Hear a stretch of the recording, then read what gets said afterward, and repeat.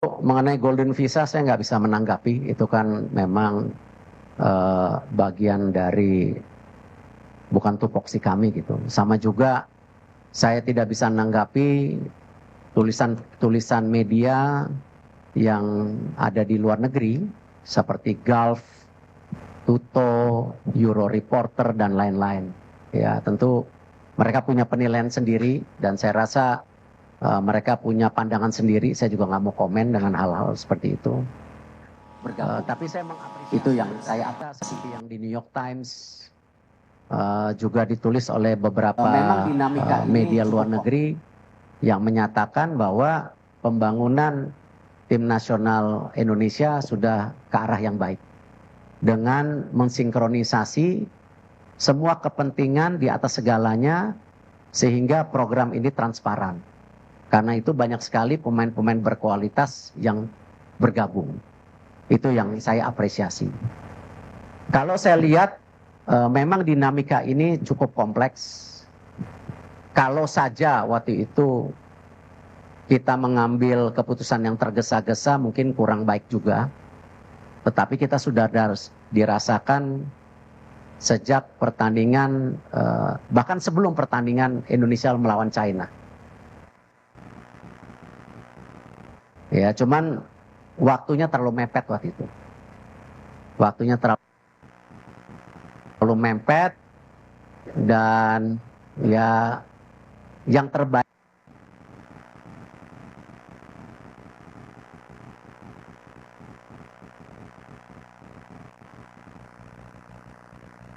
ya hari ini.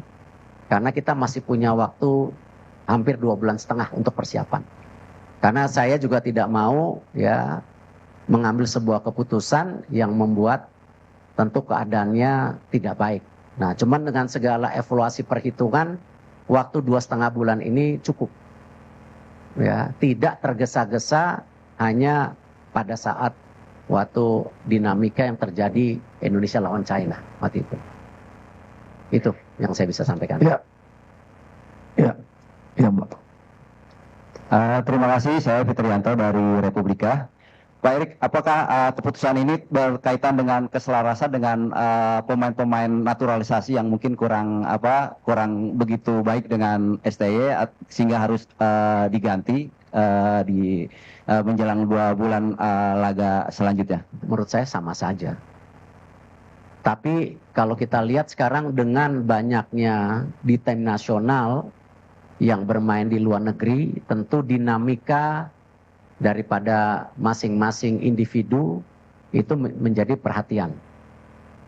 Dan kalau kita lihat nanti salah satunya di tanggal 12 malam rencana ada pertemuan pemain-pemain tim nasional kita yang berkarir di Liga Indonesia untuk bertemu pelatih baru. Ya, kita nggak mau beda-bedain itu, tetapi perlu dinamika yang terjadi di komunikasi ini harus lebih merata. Ya, jadi tidak ada pemain juga yang terjebak pemain ini baik, pemain ini kurang. Menurut saya itu bukan judgement yang baik.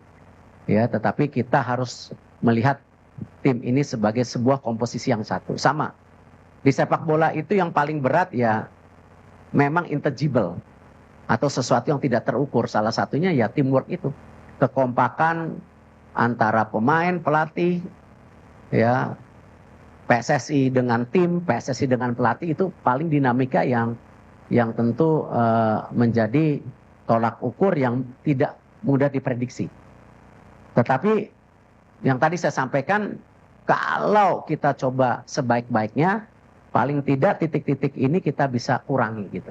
Ya salah satunya komunikasi yang saya sampaikan tadi, ataupun bagaimana tactical issue yang seperti ditulis oleh beberapa media Eropa, tetapi itu tidak menjadi judgement, ya, tetapi itu menjadi bagian evaluasi, gitu. Ya.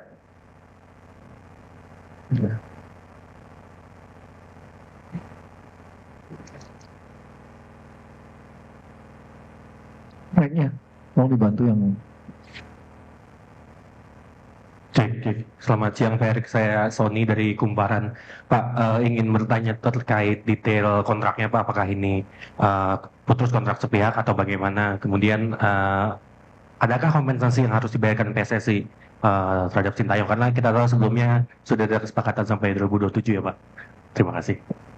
Ya, semua kontrak kita harus hormati. Karena kalau kita ingin menjadi federasi yang kredibel, ya kita harus menjaga kesepakatan yang sebelumnya. Sama ketika kita memperbaiki Liga Indonesia, ya salah satunya kita menekankan kepada klub-klub. Ya kita nggak mau lagi ada isu mengenai pemain yang tidak dibayar, pelatih yang tidak dibayar. Karena itu salah satu yang kita dorong klub, standarisasi klub yang ada di Liga, klub licensing itu kita akan terapkan di tahun depan, bahwa klub-klub yang melakukan pelanggaran itu tidak hanya dikurangin subsidinya tetapi poinnya. Nah, kalau kita melakukan itu di liga, tetapi PSSI sendiri tidak respect dengan apa yang dikomit, ya saya rasa bukan menjadi contoh yang baik. Kita harus menghormati segala perkataan dan kontrak-kontrak tersebut. Jadi kita tidak akan, dan Pak Marji, Coach Sintayong tanda tangan surat terimanya. Nah, tentu nanti antara lawyer dan lawyer akan bicara untuk follow up kompensasi yang sesuai dengan nilai kontraknya gitu. Ya. Tapi poinnya kita harus respect dengan apa yang kita sepakatin.